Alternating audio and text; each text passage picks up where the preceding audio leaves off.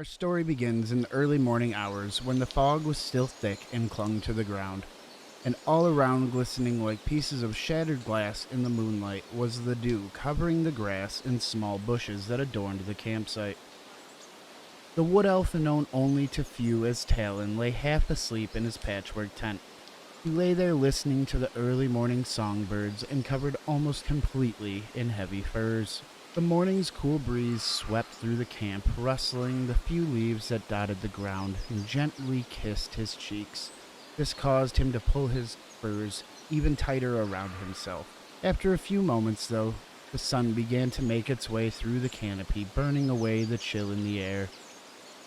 With one single ray of light making its way through the tent's open door and coming to a rest just on Talon's face. Melting away the cold and the chill from his bones, he felt a warming sensation travel through his body. With a smile and an eagerness to start the day, Talon opened his eyes and climbed from his tent. The eagerness to break down camp was only hindered when a low, strong rumbling sound was emitted from his stomach. This told Talon he should probably slow down, get something to eat before breaking down camp and continuing his adventures. He knew he had some venison saved from his last hunt, so stoking his fire, Talon set about preparing himself some breakfast. The smell of cooking meat soon filled his nostrils, making his stomach rumble out in hunger again.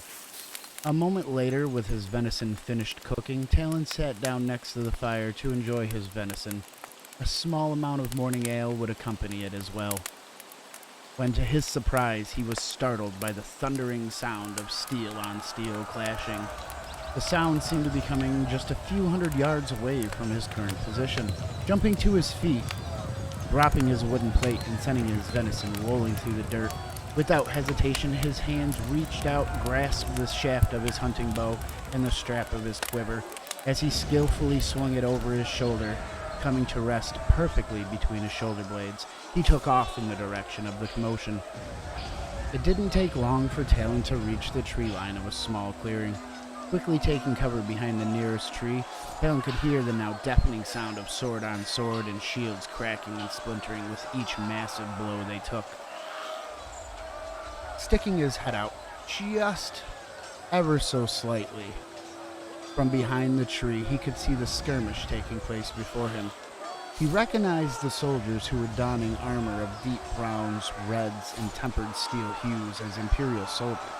He's seen them before, all throughout his travels in Tamriel. However, their opposition dressed in various shades of blues or purples.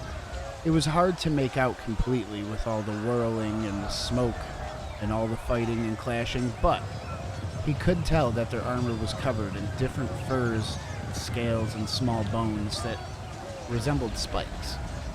Having seen more than enough bloodshed and not wanting to become any more involved in this altercation, Talon figured it was probably a good time to make his exit, when suddenly from his lips came a blood-curdling scream. The back of his head exploded in searing pain. Staggering forward a few steps, his body began to go limp. The darkness seemed to close in on him slowly at first, but then became faster and faster from the corners of his eyes until he was lost to the darkness altogether. Talon's body fell with a sickening thud to the ground.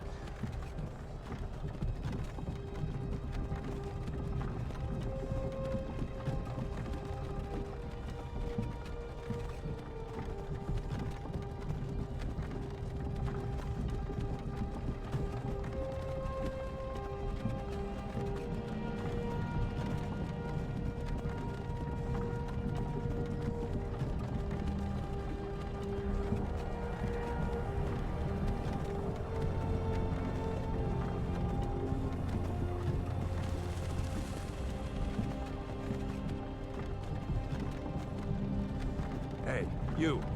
You're finally awake. You were trying to cross the border, right?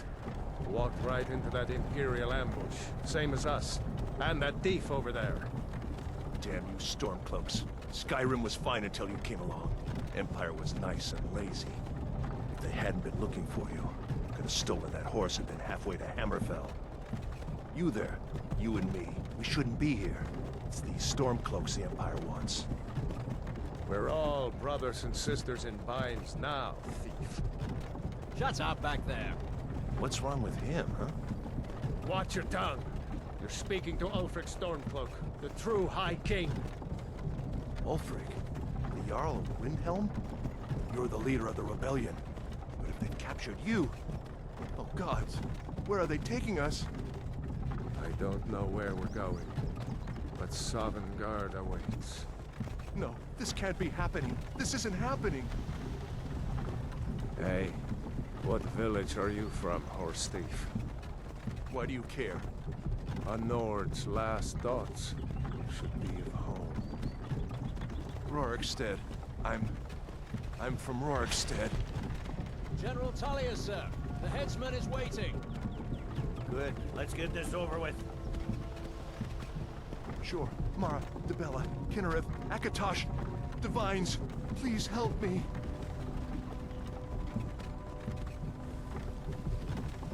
Look at him. General Tullius, the military governor. And it looks like the Dalmor are with him. Damn elves. I bet they had something to do with this.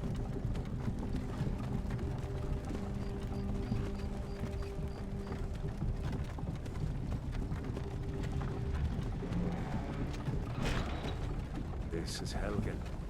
I used to be sweet on a girl from here. Wonder if Vilod is still making that mead with juniper berries mixed in. Funny. When I was a boy, Imperial walls and towers used to make me feel so safe. Who are they, Daddy? Where are they going? To go inside. Why? I want to watch the soldiers. Inside the house. Now. Yes, Papa. Get these prisoners out of the carts. Move it! Why are we stopping? Why do you think? End of the line.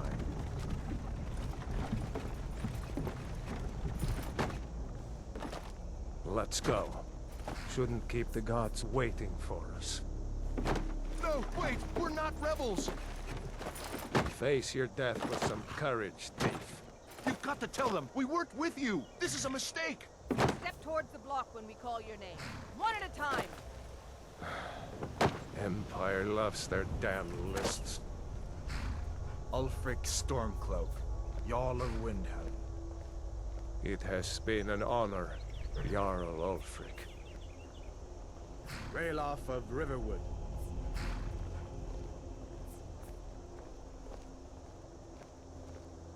Lokir of Rorikstead. No! I'm not a rebel! You can't do this! Halt! You're not gonna kill me! Archers! Anyone else feel like running? Wait. You there. Step forward. Who are you?